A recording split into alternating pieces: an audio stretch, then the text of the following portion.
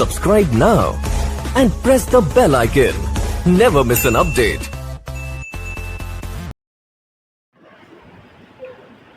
أعوذ بالله السميع العليم من غضب الجبار ومن الشيطان اللعين الرجيم. بسم الله الرحمن الرحيم. الحمد لله الذي خلق الإنسان وعلمه البيان وشرفه على سائر الحيوان بالنطق والبيان وكرمنا وفضلنا على السابقة بالتصديق والإيمان وهو أحسن الخالقين. والصلاة والسلام والتحية والإكرام على سيد الأنبياء والمرسلين خاتم النبيين ورحمة للعالمين المخاطب بطه وياسين من كان نبيا وآدم بين الماء والدين أبي القاسم محمد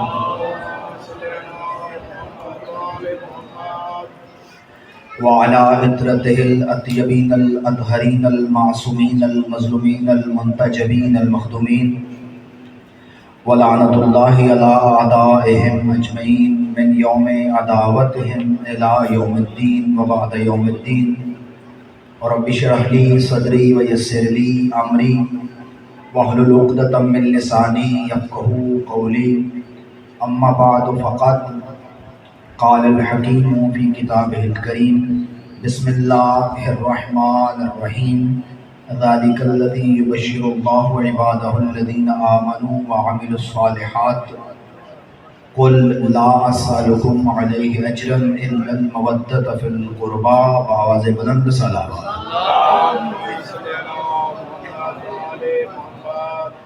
دعا ہے خداوند منان و قدوس آپ تمام دوستوں بزرگوں کی حاضری کو اپنی بارگاہ میں قبول فرمائے.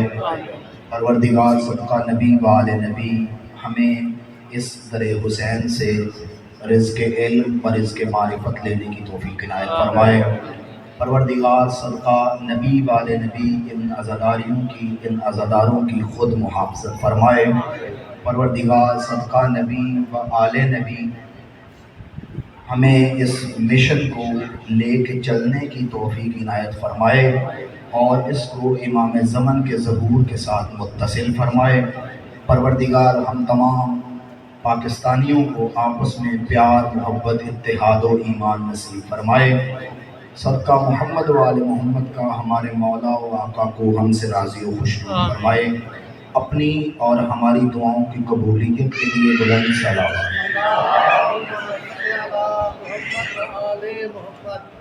سامعین ذی وقار و حاضرین محفل و مجلس، عشرہ محرم الحرام اپنی پوری تاب و تمکنت عزت و توقیر کے ساتھ طلوع ہو چکا ہے اور آپ کا یہاں پہ آنا اہل بیت کے ساتھ وفاداری کا منہ بولتا ثبوت ہے.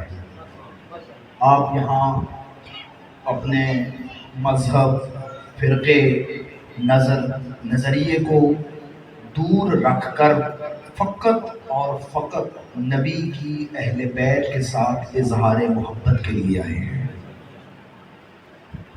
کہ ہم اپنے نظریات کو امام بارگاہ کے باہر چھوڑیں گے، اپنے اختلافات کو باہر چھوڑیں گے اور ادھر ذکر ہوگا یا نبی کا یا نبی کی آل کا.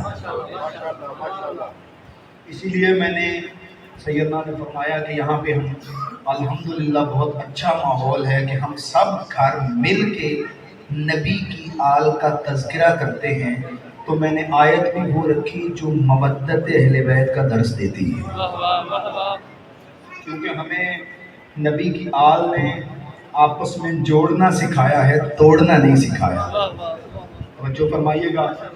مجمع ظاہر پہلی محرم ہے، دھیرے دھیرے مجمع پورا ہو جائے گا، آہستہ آہستہ بڑھ جائے گا، لیکن بات کرنے کا لطف تب آتا ہے جب ہر سننے والا آپ کی بات پہ توجہ کر رہا ہو.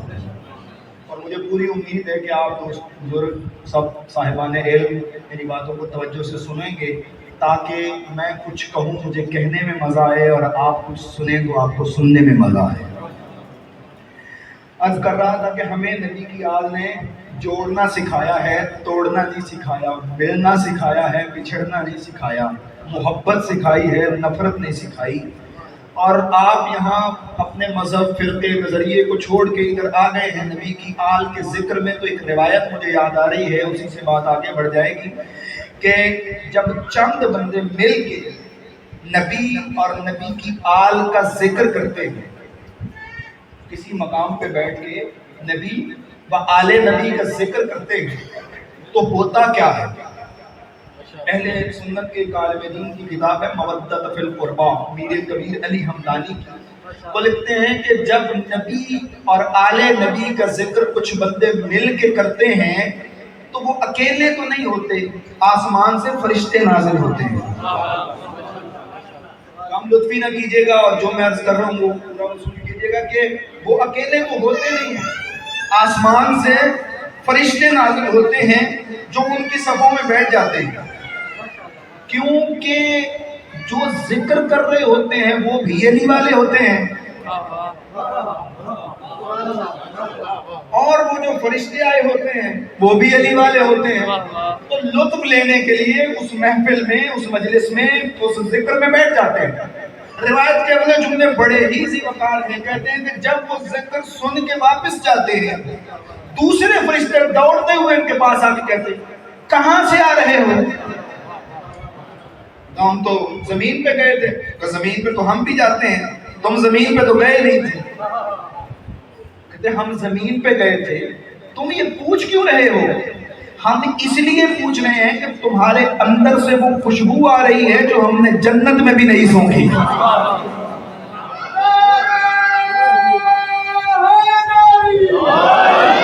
تمہارے اندر سے وہ خوشبو آ رہی ہے جو ہم نے جنت میں بھی نہیں سنی۔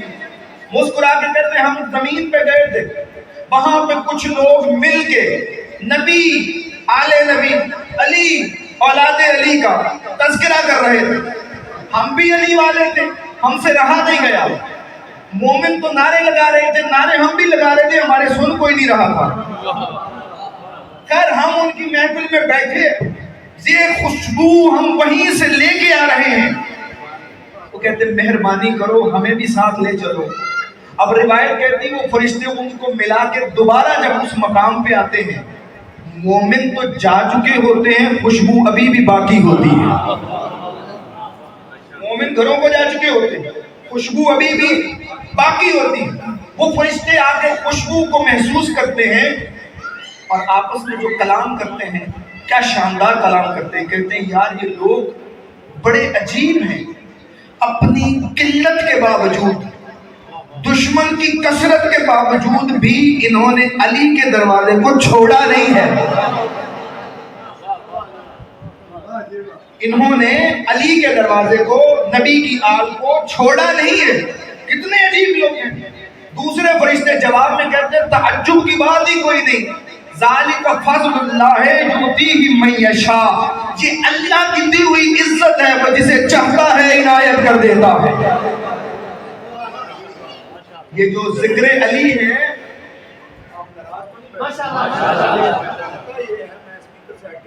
ہوتا یہ ہے کہ بندے پہلے دن خطیب کو چیک کریں۔ میری کوشش ہوگی آپ چیک نہ کریں، سیدھا موضوع پہ آ جائیں۔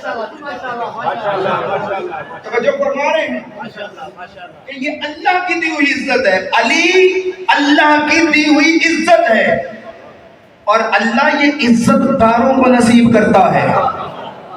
علی کا ذکر ہر زبان پہ آ سکتا ہی نہیں ہے، اللہ جسے چاہتا ہے، وہ چاہے تو بادشاہوں کو نہ دے، وہ چاہے تو راہ چلتے بہلول کو عطا کر دے۔ وہ اس کی دی ہوئی عزت ہے، وہ جسے چاہتا ہے عنایت کر دیتا ہے، اور جس دل میں علی بس جاتا ہے پھر ممکن نہیں کہ دل دھڑکے اور دھڑکن میں علی نہ ہو، ممکن نہیں زبان بولے اور زبان پہ ذکر علی نہ ہو۔ قرآن مجید کی ایک آیت پڑھنے کا شرف حاصل کیا جو آیت مودت کے نام سے مشہور ہے۔ قل فرما دیجئے لا اسألکم میں کوئی سوال نہیں کرتا تم سے علیہ، یہ جو میں نے رسالت تمہیں پہنچائی ہے اس پہ میں کوئی سوال نہیں کرتا، الا المودۃ فی القربى، مگر اتنا چاہتا ہوں کہ میری اہل بیت سے، میرے قربا سے مودت کی جائے۔ ہوا کچھ یوں، آیت کا بیک گراؤنڈ سمجھ لیں، شان نزول سمجھ لیں تو بات آگے کرنی آسان ہو جائے گی، کہ کچھ لوگ انصار اور مہاجرین اکٹھے ہو کے نبی پاک کی بارگاہ میں آئے اور آ کے کہنے لگے یا رسول اللہ، آپ نے ہمارے لیے اذیتیں برداشت کی، آپ نے ہماری خاطر پتھر کھائے، آپ نے ہماری خاطر کیا کیا گستاخیاں برداشت کی، ہم چاہتے ہیں کہ ان کا بدلہ اور اجر آپ کو کچھ عطا کیا جائے۔ آپ نے ہمارے لیے زحمت اٹھائی، ہماری ہدایت کے لیے آپ نے اتنی زحمتیں اٹھائیں، ہم یہ چاہتے ہیں کہ آپ کو کچھ دیں، اس کا بدلہ کچھ دیں، اس کا اجر کچھ دیں، معاوضہ کچھ دیں۔ روایت کہتی ہے کہ نبی ابھی نہیں بولے تھے کہ خدا بول پڑا اور کہنے لگے کہ کل محمد ان سے فرما دیجئے لا اسألکم، میں تم سے کوئی سوال نہیں کرتا، علیہ یہ جو میں نے کام کیا ہے، یہ جو میں نے رسالت پہنچائی ہے، دین پہنچایا ہے، میں تم سے کچھ نہیں مانگتا، الا المودۃ فی القربى، میں قربا کی مودت مانگتا ہوں۔ جو بندہ بھی اس آیت کو پڑھتا ہے اور صاحب شعور ہے، وہ پڑھتے ہی چند سوالات اس کے ذہن میں جنم لیتے ہیں۔ ان سوالوں میں سے ایک سوال یہ ہے کہ وہ نبی جو مسلسل عطا کرنے والا ہو وہ مانگ کیسے سکتا ہے؟ جو نبی مسلسل عطا کرنے والا ہو وہ نبی مانگ کیسے سکتا ہے؟ دیکھیں لفظ سوال ہمیشہ طلب کے لیے کیا جاتا ہے۔ سوال کا مطلب ہی ضرورت مندی ہے۔ اگر کوئی ضرورت مند نہ ہو تو وہ سوال نہیں کرے گا۔ سوال کا مطلب سوال اپنے اندر طلب رکھتا ہے، احتیاج رکھتا ہے، ضرورت رکھتا ہے۔ مثال کے طور پہ میں اگر محتاج ہوں تو میں سوال کروں گا، میں اگر ضرورت مند ہوں تو میں سوال کروں گا۔ مانگا کب جاتا ہے؟ جب بندے کے پاس نہ ہو۔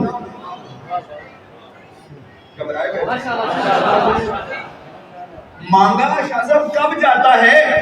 جب بندے کے پاس نہ ہو۔ سوال کا مطلب ہے طلب۔ ہمارے پاس کچھ بھی نہیں ہے، ہم مانگتے ہیں۔ سوال کیا جاتا ہے، مانگا جاتا ہے کس سے؟ جس کے پاس ہو۔ اب اگر میں بھوکا ہوں تو میں اس سے مانگوں گا جس کے پاس کھانا ہے، اگر میں پیاسا ہوں تو میں اس سے مانگوں گا جس کے پاس پانی ہے، اگر میں بالکل غریب ہوں تو میں اس سے مانگوں گا جو غنی ہے۔ خدا کی قسم یہ ساری کائنات محتاج ہے۔ اگر کوئی عطا کرنے والی ذات ہے تو وہ پروردگار کی ذات ہے، اور اس کا خزانہ کتنا وسیع ہے۔ وہ کہتا ہے تم میں سے کسی کو روٹی کی ضرورت ہے، کسی کو کپڑے کی ضرورت ہے، کسی کو مکان کی ضرورت ہے، کسی کو نوکری کی ضرورت ہے، کسی کو کچھ چاہیے تو کسی کو کچھ چاہیے۔ در بدر بھٹکنے کی ضرورت نہیں ہے۔ ان من شیء الا عندنا خزائنہ وما ننزلہ الا بقدر معلوم، کوئی ایسی چیز نہیں ہے جس کا ہمارے پاس خزانہ نہ ہو۔ ہر چیز ہمارے پاس موجود ہے، کسی اور سے مت مانگو۔ تمہیں مال چاہیے ہم سے مانگو، تمہیں علم چاہیے ہم سے مانگو۔ پروردگار عالم ہم مانگنا چاہتے ہیں، تجھ ہی سے مانگتے ہیں، بتا تو صحیح ہمیں عطا کیسے کرے گا؟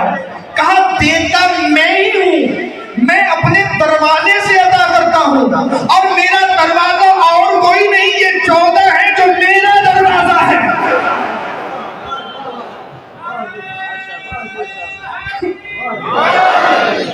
میں عطا نہیں کرتا ہوں، دولت میری ہے، کائنات میری ہے، یہ جو کچھ تمہیں نظر آ رہا ہے یہ میرا ہی تو ہے، لیکن میں جب کسی کو دیتا ہوں تو میں اپنے دروازے سے عطا کرتا ہوں۔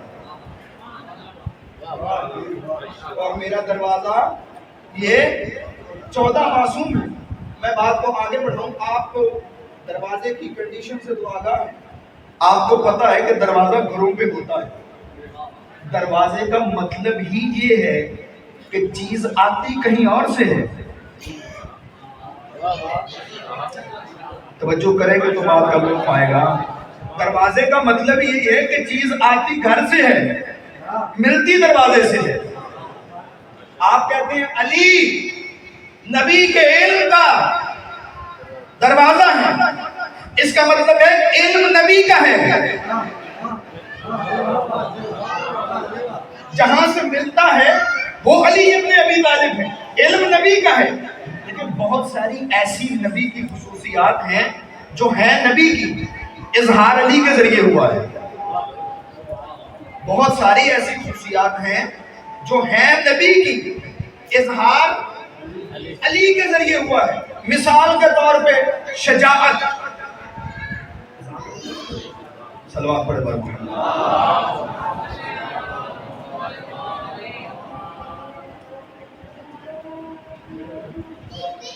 بارے دیگر سلام.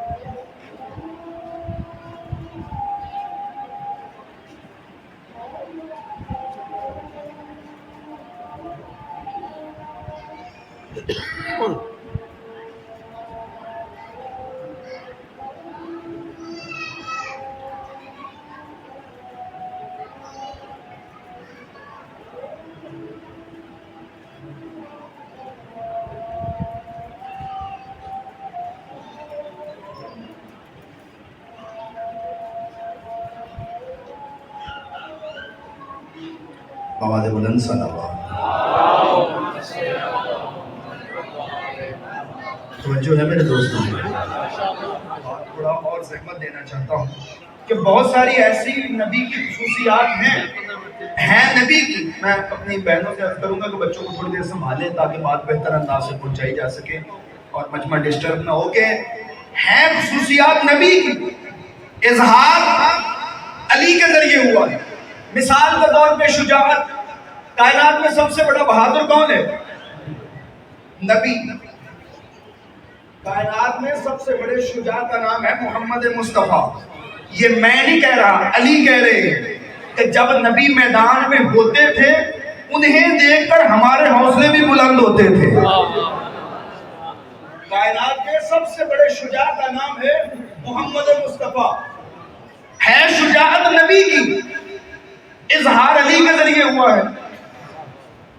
اگر علی نہ ہوتے تو پتہ ہی نہ چلتا مصطفیٰ کتنے بڑے بہادر ہیں.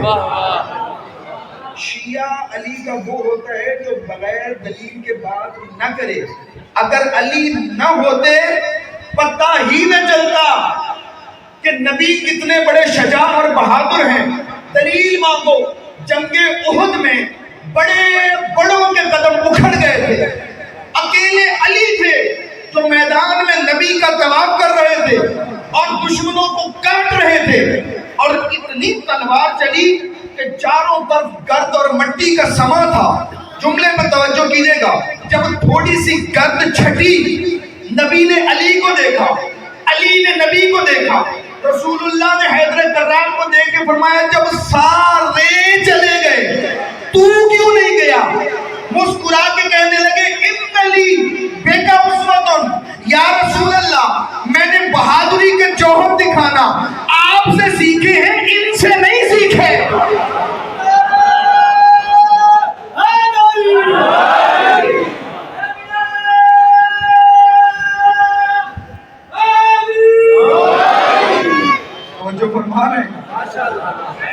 بہادری نبی کی اظہار علی کے ذریعے ہوا ہے.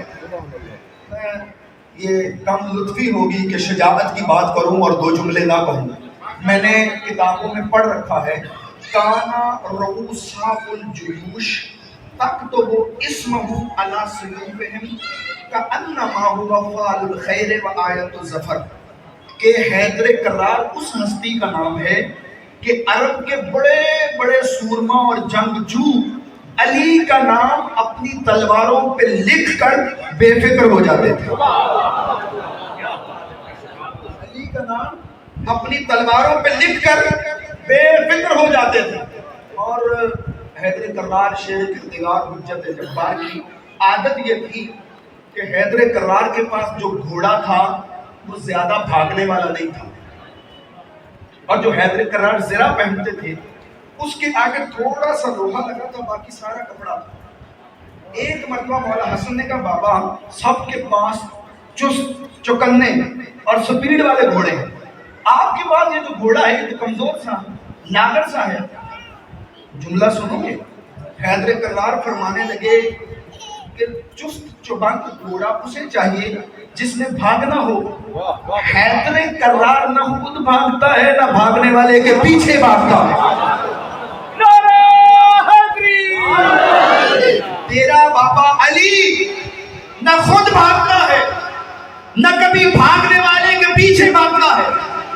بابا آپ کی جو زرہ ہے، لوگوں کے پاس جو زرہ ہے بازوؤں پہ بھی لوہا ہے، سینے پہ بھی لوہا ہے، پسلیوں پہ بھی لوہا ہے، پیٹ پہ بھی لوہا ہے، اور آپ نے صرف سینے پہ تھوڑا سا لوہا باقی کپڑا ہے. کیا جواب ہے میرے مولا حیدر کرار کا؟ مسکرا کے کہنے لگے بیٹا حسن جنگ کا احترام کرتا ہوں، اصولوں کا احترام کرتا ہوں، زرہ پہنتا ہوں، ورنہ پیچھے سے ضرورت اسے ہوتی ہے جس نے پیٹھ دکھانی ہو. تو یہ شجاعت تھی میرے مصطفیٰ کی. بالکل اسی طرح علی نبی کے علم کا دروازہ ہے، علم نبی کا ہے، اظہار علی کے ذریعے ہوا ہے. اگر علی نہ ہوتے تو پتہ ہی نہ چلتا نبی کتنے بڑے بہادر ہیں. علی نہ ہوتے تو پتہ ہی نہ چلتا نبی کتنے بڑے عالم ہیں. اکیلے حیدر کرار ہیں جو فرماتے ہیں زکانی رسول اللہ زکن زکا، نبی نے مجھے ایسے علم دیا جیسے پرندہ چونچ سے دانہ دیتا ہے. میں چنور میں اشرا پڑھ رہا تھا تو ایک بہت بڑی لکھی شخصیت خدا انہیں جنت نصیب فرمائے وہ مجلس کے بعد مجھے ملے. میں نے یہ حدیث پڑھی کہ علی نے فرمایا زکانی رسول اللہ زکن زکا، کہ نبی نے مجھے ایسے علم دیا جیسے پرندہ چونچ سے دانہ دیتا ہے. مجھے کہنے بیٹا ترجمہ ٹھیک ہے، میں غلطی نہیں نکال رہا، لیکن تھوڑا سا اور بہتر ہو سکتا ہے. میں نے کہا آپ بزرگ ہیں، آپ سے تو ہم نے علی علی کرنا سیکھا ہے، آپ کی اصلاح کے ہم ہمیشہ محتاج رہے. ہم نے امامہ پہن لیا تو کیا ہوا، بیٹے تو آپ کے ہیں، آپ کی محنتیں ہیں کہ ہم یہاں پہ بیٹھے. تو میں نے کہا اصلاح فرمائیے. تو فرمانے لگے بیٹا ایسے نہ پڑھا کرو جیسے پرندہ چونچ سے دانہ دیتا ہے، ایسے پڑھا کرو جیسے کبوتری بچے کو دانہ دیتی ہے. میں نے کہا جی آمنا وسلمنا، ہم نے مان لیا، لیکن حکمت تو بیان فرمائیں. کہنے لگے باقی جتنے پرندے غذا لیتے ہیں کچھ تبدیل کر کے بچے کو دیتے ہیں، صرف کبوتری ایسا پرندہ ہے جیسا دانہ لیتا ہے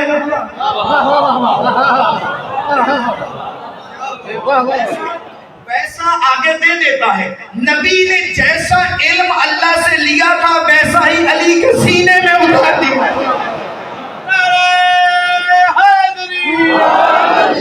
جیسا علم لیا تھا ویسا ہی علی کے سینے میں اتار دیا. اور علی امام مبین ہے. یہ رسالت کی زبان کا اثر تھا کہ ممبر پہ بیٹھ کے کوئی اور نہ کہہ سکا سوائے علی کے سلونی سلونی قبل ان تفقدونی، پوچھو پوچھو مجھ علی سے، میں زمین سے زیادہ آسمان کے رستے جانتا ہوں. سنی کتابوں کے ڈھیر لگا دو اس بات کے اوپر کہ علی نے فرمایا لو سنیت لی الوسادۃ. یہ حدیث آپ نے آدھی سنی ہے، میں مکمل سنانے کی کوشش کروں گا. لو سنیت لی الوسادۃ وجلست علیہا، اگر میرے لیے مسند بچھا دی جائے اور میں اس پہ بیٹھ جاؤں، لَأَعْطَيْتُ أَهْلَ التَّوْرَاةَ بِتَوْرَاتِهِمْ وَأَهْلَ الْإِنْجِيلَ بِإِنْجِيلِهِمْ وَأَهْلَ الزَّبُورَ بِزَبُورِهِمْ وَأَهْلَ الْفُرْقَانَ بِفُرْقَانِهِمْ. اگر میرے لیے مسند بچھا دی جائے، تورات والے تورات لے کے آ جائیں، زبور والے زبور لے کے آ جائیں، انجیل والے انجیل لے کے آ جائیں، قرآن والے قرآن لے کے آ جائیں، میں تورات والوں کو تورات سے جواب دوں گا، انجیل والوں کو انجیل سے جواب دوں گا، زبور والوں کو زبور سے جواب دوں گا، قرآن والوں کو قرآن سے جواب دوں گا. بات یہاں رکی نہیں. علی فرماتے ہیں میں ایسا جواب دوں گا، تورات بول کے کہے گی علی حق ہے، زبور بول کے کہے گی علی حق ہے، انجیل بول کے کہے گی علی حق ہے، قرآن تو صبح شام کہتا ہے علی سچ ہے، علی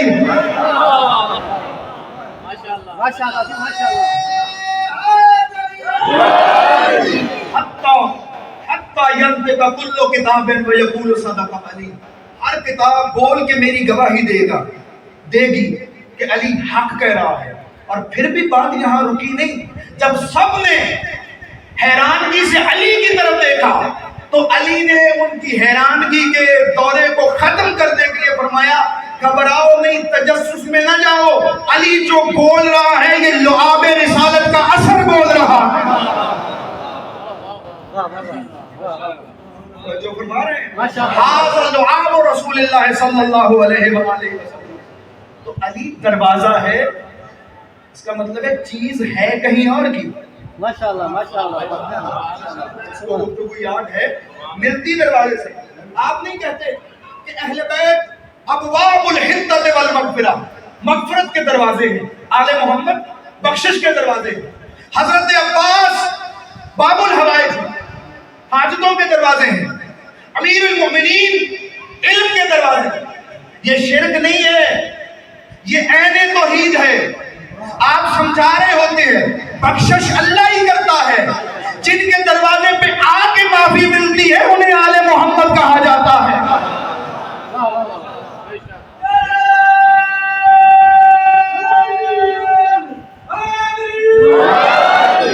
اچھا میں یہ سمجھا تھا کہ کوٹ مٹھن میں نعروں کا رواج نہیں ہے.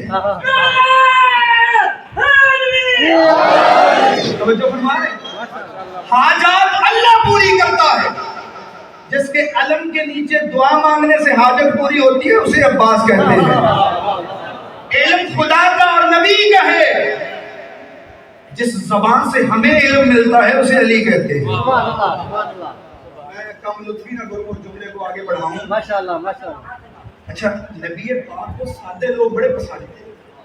سادے ماشاءاللہ. ہم مولوی جو ہوتے ہیں یہ زیادہ سادے نہیں ہوتے، لیکن جو سادے مومن ہوتے ہیں نا جن کے دل میں فقط علی ہوتا ہے انہیں کچھ اور یاد. وہ نبی کو بڑے پسند ہیں.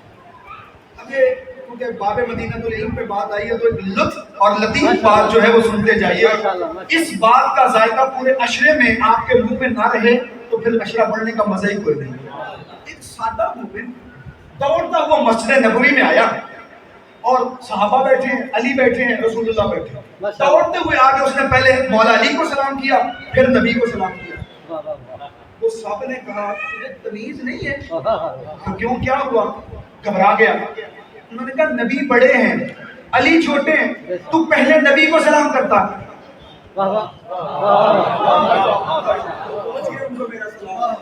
تو پہلے نبی کو سلام کرتا پھر علی کو سلام کرتا.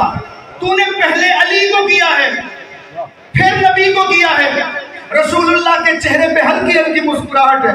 کہنے لگے عربی جواب دے اس کو. یا رسول اللہ زیادہ تو مجھے پتا نہیں، آپ سے سن رکھا ہے کہ علی دروازہ ہے.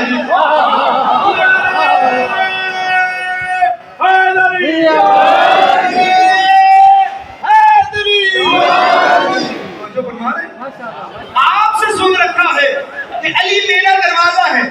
بندہ جب کہیں جاتا ہے پہلے دروازے پہ آتا ہے. میں نے بھی پہلے دروازے کو سلام کیا. اب رسول اللہ کی زبان سے جو جملہ ادا ہوا میں سمجھتا ہوں سند مل گئی اس کو. رسول اللہ نے فرمایا جو دنیا میں کسی جنتی کو دیکھنا چاہتا ہے وہ اس آدمی کو دیکھے. علی دروازہ ہے علم رسالت کا. ہم جو بھی علی کو مانتے ہیں نبی کی وجہ سے مانتے ہیں. مجھے نہیں پتا غلط فہمیاں لوگ کیوں پھیلاتے ہیں. ہم نبی کی نیابت میں علی کو مانتے ہیں. بات کو میں آگے بڑھانا چاہتا ہوں کہ علی اب جو مال کا طلبگار ہے وہ مال مانگے گا, لیکن جو علم کا طلبگار ہے وہ علم مانگے گا. ہمیشہ مال گمراہی کی طرف لے کے جاتا ہے, علم ہدایت کی طرف لے کے جاتا ہے. حیدر کرار کا نہج البلاغہ سے فرمان سنیے گا. حیدر کرار فرماتے رضینا بقسمت الجبار لنا علم ولأعدائنا مال. علی فرماتے میں اللہ کی تقسیم پہ بہت راضی ہوں, اس نے ہمارے دشمنوں کو مال دے دیا, ہمیں علم عطا کر دیا, ہمیں علم عطا کر دیا. اور کہیں پہ فرمایا کہ اَيْنَ الَّذِينَ زَعَمُوا أَنَّهُمْ رَاسِخُونَ فِي الْعِلْمِ دُونَنَا. اللہ کی قسم نہج البلاغہ کو پڑھا کرو, یہ علی کے علم کا منہ بولتا ثبوت ہے. گھبرائے دقیق بات بھی کرنی چاہیے کہ نہج البلاغہ کو پڑھا کرو, یہ علی کے کلام کا مجموعہ ہے. اب لوگ اس پہ بھی پروپیگنڈا کرتے ہیں کہ یہ علی کا کلام نہیں ہے, یہ شیعوں نے ایسے ہی علی کی طرف منسوب کر دیا ہے. کیوں؟ کسی اور کا کلام اس لیول کا ملا نہیں, کسی اور کی حیثیت نہیں کہ اس لیول کا کلام کر سکے, اور علی کا کلام ملا تو کہنے لگے یہ علی کا نہیں ہے. یہ شیعوں نے ایسے, شیعوں میں کوئی بھی اتنا قابل نہیں ہوا کہ علی جیسا کلام کر سکے. توجہ فرما رہے ہیں. تو احمد وائلی عرب کے خطیب, انہوں نے ایک شعر میں اس کا جواب دیا, عربی شعر میں, مرحوم ہو چکے ہیں, وفات پا چکے ہیں.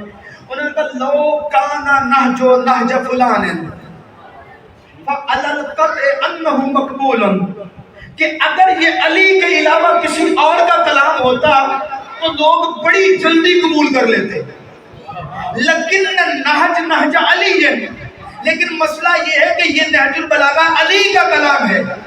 جملہ اگلا ہے جس میں مجھے بھرپور تائید ہے, لیکن نہج نہج علی وعلی علی الدنی سکین.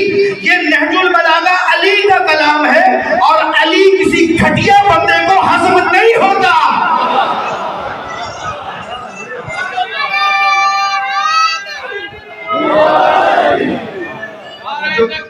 اللہ اکبر, تکبیر, اللہ اکبر, رسالہ یا رسول اللہ, رسالہ یا رسول اللہ,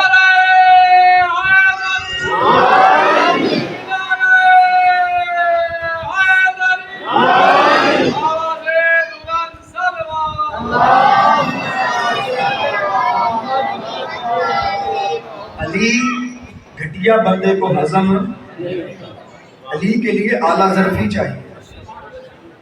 علی فرقوں کا محتاج نہیں ہے, علی اعلیٰ ذہنوں کا بھی محتاج نہیں ہے. جس ذہن میں علی آئے وہ اعلیٰ ہو جاتا ہے.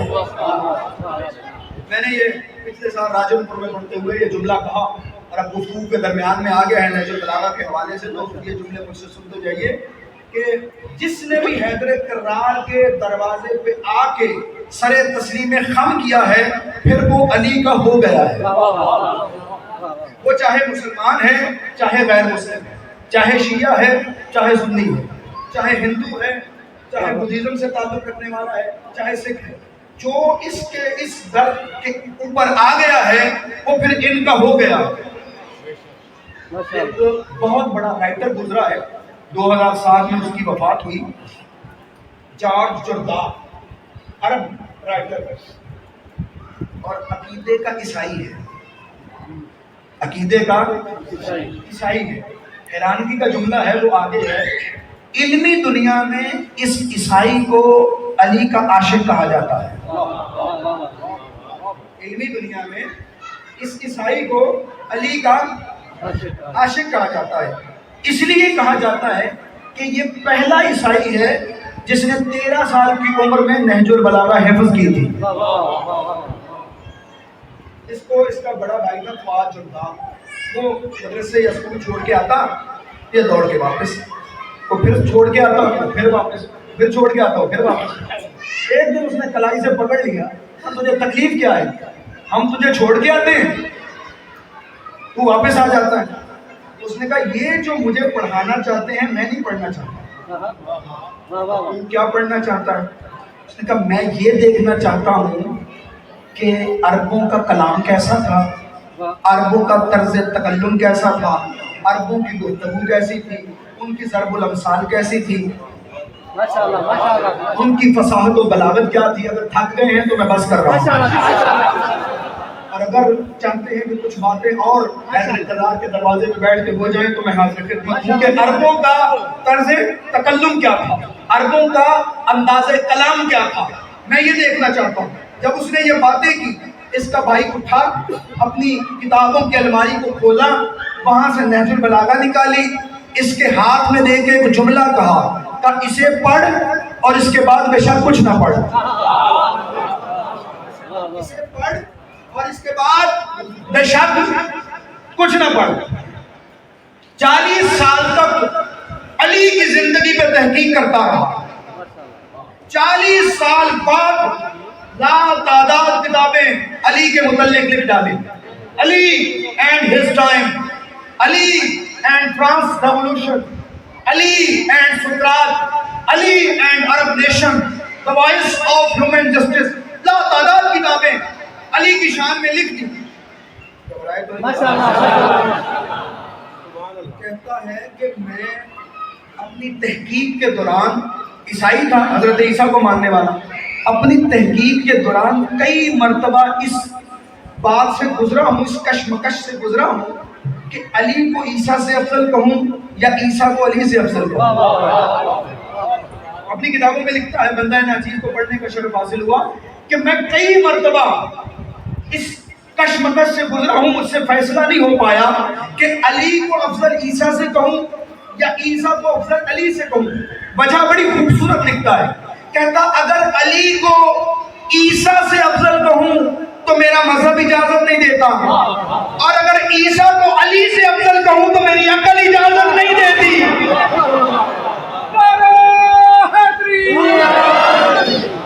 توجہ فرما دیں، میں اس کشمکش میں رہا ہوں کہ اسے افضل کہوں یا اسے افضل کہوں۔ اب اس نے لا تعداد کتابیں، ہمارے حوزہ علمیہ میں جب پہلی دفعہ یہ کتاب چھپ کے آئی تھی تو آیت اللہ محسن الحکیم اس وقت مرجع عالی قدر تھے، انہوں نے طالب علموں کو کہا تھا لباس بیچ کر بھی یہ کتابیں خریدنی پڑیں تو پڑھو۔ یہ لیول ہے اس کی کتابوں کا۔ جملہ آپ کے حوالے کر رہا ہوں، اور کیا قیمتی جملہ ہے۔ لکھ لی کتابیں، اپنی لائبریری میں بیٹھا، ہاتھ میں قلم ہے، سامنے دفتر ہے، اتنے میں کوئی آیا، آ کے کہنے لگا جار جردار بہت لکھ لیا علی پہ، اب کسی اور پہ بھی کچھ لکھ۔ ہاتھ میں قلم تھا، اشارہ کر کے کہنے لگا علی کے بعد کسی اور پہ لکھنا میرے قلم کی توہین ہے۔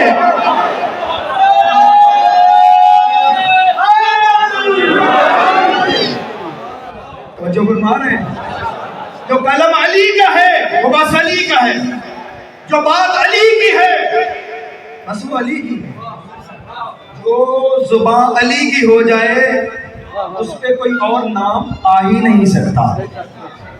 جو فرما رہے ہیں، اور اہل سنت کے میں تو سبھی علماء کا احترام کرتا ہوں، لیکن مجھے جو عقیدت، کبھی بھی بیٹھک میں یہ بات ہو رہی تھی، مجھے جو عقیدت امام نسائی کے ساتھ ہے سنی علماء میں، اور کسی کے ساتھ وہ عقیدت نہیں ہے، اس کی وجہ ہے کہ امام نسائی شہید اہل بیت ہے۔ ماشاءاللہ ماشاءاللہ گھبرا گئے ماشاءاللہ تو میں چھوڑ رہا ہوں بس یہ جملہ مکمل کر کے، کیونکہ بات تب کرنے کا مزہ آتا ہے جب ہمہ تنگوش ہو کے سنا جائے اور بات ضائع نہ ہو۔ تو میں نے شروع میں کافی انتظار کیا کہ آپ تمام دوستان تشریف لے آئیں،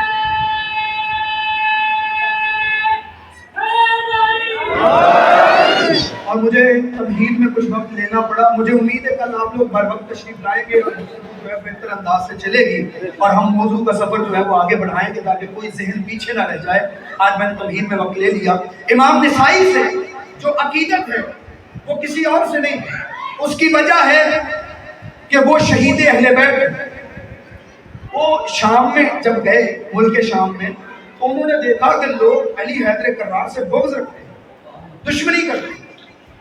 انہوں نے کہا میں بھی زندہ رہوں اور علی کی دشمنی بھی پروان چڑھتی رہے، ایسا ہو نہیں سکتا۔ انہوں نے کیا بات ہے یار. انہوں نے ایک کتاب جمع کی علی کے فضائل کی, آج مارکیٹ میں مل جاتی ہے, خصائص علی کے نام. ماشاءاللہ ماشاءاللہ. انہوں نے لکھ کر وہ کتاب پڑھی. ان کی جب کتاب لوگوں نے سنی, ان پہ حملہ کر دیا. میں نے کہا نا گھٹیا کو علی ہضم نہیں ہوتا. ان پہ حملہ کر دیا اور اسی حملے کے باعث وہ بیمار ہوئے اور شہید ہو گئے. انہوں نے جب یہ کتاب لکھی نا خصائص علی, تو ان کے کچھ شاگردوں نے آ کے کہا آپ سنی ہیں, شیعہ نہیں ہیں. ہاں بے شک میں سنی ہوں. اب سنی ہے, علی پہ لکھ لیا ہے, ابھی فلاں پہ بھی کچھ لکھے. مسکرا کے کہنے لگے یار میں سنی ہوں, میرا بھی دل کرتا ہے میں لکھوں, لیکن مسئلہ یہ ہے جو بھی کتاب بولتا ہوں فقط علی نظر آتا ہے.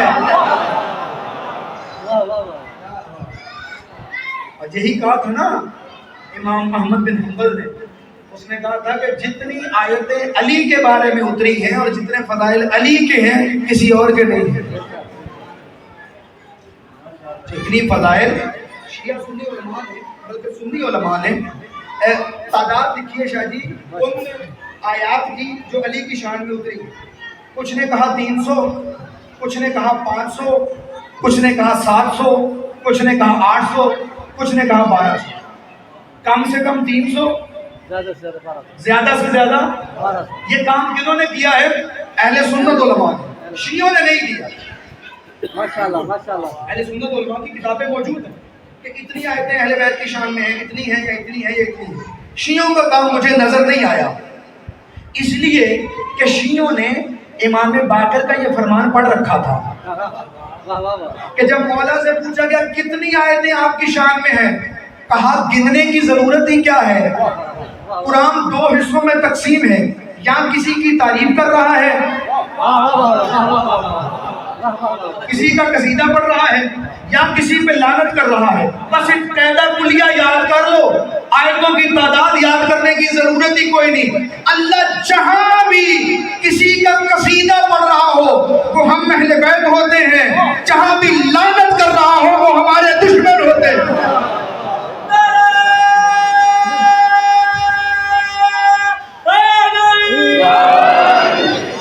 جو فرما رہے ہیں کتاب وہ جس میں ذکر علی ہو, ممبر وہ جس پہ ذکر علی ہو, زبان وہ جس پہ ذکر علی ہو, بندہ وہ جس کے دل میں ذکر علی ہو. ایک بزرگ کا ایک شعر پڑھ کے بات کو تمام کروں یا چھوڑ دوں ابھی؟ میں گفتگو کو سمیٹ آیا ہوں اور مجھے اگلی جگہ پہ پہنچنا ہے, لیکن میں بات عرض کروں کہ کتاب وہ جس میں علی کا ذکر ہو. جس میں علی کا ذکر نہ ہو وہ کتاب کہلانے کے قابل ہی نہیں ہے. اور یہ بات میں نہیں کر رہا ہوں, یہ بات کی ہے شہباز قلندر نے. پریشان ہونا آپ کا حق ہے. کیوں حق ہے کہ ایک مولوی ہو کے شہباز قلندر کی بات کر رہا ہے؟ یہ بنتا ہے, حق بنتا ہے کہ ہم نے نہیں سنا. میرے عزیز, میرے دوست, میرے بزرگوں, عرض یہ کرنا چاہتا ہوں شہباز قلندر کا جو تعارف کروایا گیا ہے وہ بڑا غلط ہے. ناچنے والے کو شہباز قلندر نہیں کہتے, دھمال والے کو شہباز قلندر نہیں کہتے, جس نے 7 سال کی عمر میں قرآن حفظ کیا تھا اسے شہباز قلندر کہتے ہیں. جس کے ہاتھ کی لکھی ہوئی کتابیں آج بھی آپ کے مولا رضا کے کتاب خانے میں موجود ہیں اسے شہباز قلندر کہتے ہیں. مثنوی پڑھو, اگرچہ مثنوی میں تحریف بھی ہوئی ہے لیکن اس کی مثنوی پڑھو, کیا درس دیتا ہے عشق اہل بیت کا. ان کا ایک شعر رکھنا چاہتا ہوں, انہوں نے کہا کہ ہر آن کتاب جنہیں فارسی آتی ہے ان سے پہلے داد لوں گا, باقیوں سے بعد میں لوں گا. ہر آن کتاب کہ درون بول ذکر مرتضی, لعنت برا کتاب اور صاحب کتاب. کہتے ہیں ہر وہ کتاب جس میں علی کا ذکر نہ ہو, کتاب پہ بھی لعنت ہے, لکھنے والے پہ بھی لعنت ہے.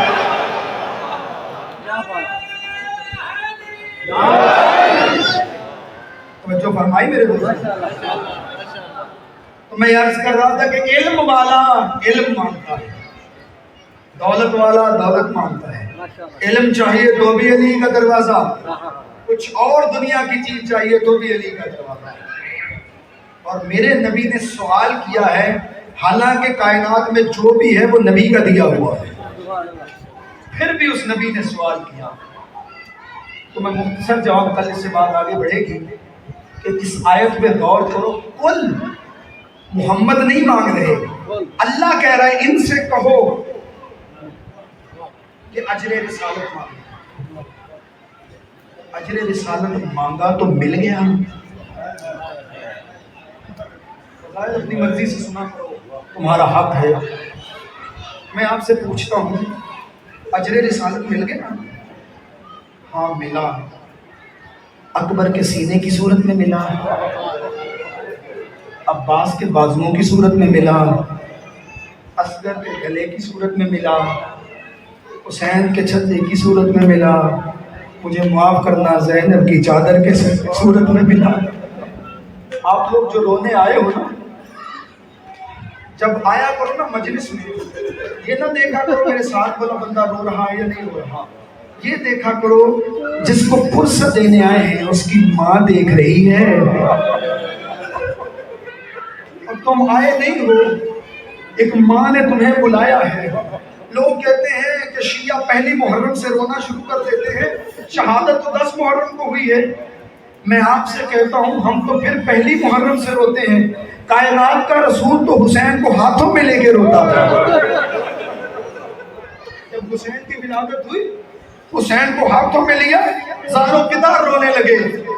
بی بی ام سلمہ نے پوچھا آپ رو کیوں رہے ہیں؟ آپ کو تو خوش ہونا چاہیے. کہا مجھے اس کی شہادت رلا رہی ہے. حضرت ام سلمہ حرم نبی فرمانے لگی میں نے رسول اللہ سے خود سنا ہے، کہنے لگے یہ میرا بیٹا کربلا کی ریت میں میری امت کے ہاتھوں مارا جائے گا. بی بی ام سلمہ کہتی ہیں یا رسول اللہ آپ مجھے وہ جگہ دکھا سکتے ہیں؟ رسول نے ہاتھ کا اشارہ کیا تو زمین کربلا بلند ہوئی. ایک دفعہ وہاں سے مٹھی اٹھائی خاک کربلا کی، ایک شیشی میں ڈال کے بی بی ام سلمہ کے حوالے کر دی. کہنے لگے ام سلمہ جب یہ مٹی خون بن جائے نا، سمجھ لینا حسین شہید ہو گیا. بس ایک ماں کی آس ہے نا، تم لوگ رونے آئے ہو. مجھے 2 روایتیں پڑھنی ہیں. نبی کی بیٹی نے پوچھا تھا نبی سے، بابا میرے صدف اطہر میں ایک بچہ ہے، مجھ سے باتیں کرتا ہے. بابا ایسی باتیں کرتا ہے میرا دھاڑے مار کے رونے کو دل کرتا ہے. رسول کہنے لگے بیٹا کیا باتیں کرتا ہے؟ فرمانے لگی بابا کہتا ہے یا اماں انا ابنو کی عطشان، اے ماں میں تیرا پیاسا بیٹا ہوں. بابا کبھی یہ کہتا ہے یا اماں انا عریان، اے ماں میں تیرا بغیر و کفن بیٹا ہوں. اور بابا کبھی تو حد کر دیتا ہے، کہتا ہے یا اماں انا ابنو کی سہکان، اے ماں میری پسلیاں ٹوٹ چکی ہیں. بابا یہ ایسی باتیں کیوں کرتا ہے؟ ایک مرتبہ رسول خدا کی آنکھوں سے آنسو جاری ہوئے، ریشے مبارک آنسوؤں سے تر ہوئی. بیٹی کی طرف دیکھ کے کہنے لگے زہرا نہ آپ رو نہ مجھے رلا. بابا یہ ایسی باتیں کیوں کرتا ہے؟ فرمانے لگے تیرا یہ بیٹا کربلا کی ریت میں اکیلا مارا جائے گا. تم نے بڑے حوصلے سے سن لیا ہے. ماں بہنوں سے خصوصی توجہ چاہوں گا، جب یہ جملہ سنا نا تیرا یہ بیٹا کربلا کی ریت میں تنہا مارا جائے گا، ایک دفعہ باپ کے سامنے آ کے کہتی بابا آپ لوگوں کو روکیں گے نہیں؟ بیٹی میں نہیں ہوں گا، اس کا بابا علی شیر خدا وہ روکیں گے؟ وہ بھی نہیں ہوگا. بھائی حسن مجتبی وہ بھی نہیں ہوں گے. رو کے کہنے لگی بابا ایک بات بتائے، اولاد پہ مشکل وقت آئے تو مائیں گھر سے باہر چلی جاتی ہیں نا، میں چادر اوڑھ کے میدان میں جاؤں گی، میں کہوں گی نہ مارو میں نے بڑے نازوں سے پالا ہے، نہ مارو میں نے چکیاں پیس کے پالا ہے. زہرا تو بھی نہیں ہوگی. اب منہ پہ ماتم کر کے کہتی تو پھر میرے بچے کو روئے گا کون؟ میرے بچے کا ماتم کون کرے گا؟ رسول خدا کہنے لگے زہرا مت گھبرا، اللہ ایک ایسی قوم پیدا کرے گا جس کے بچے تیرے بچوں کو روئیں گے، جس کے جوان تیرے جوانوں کو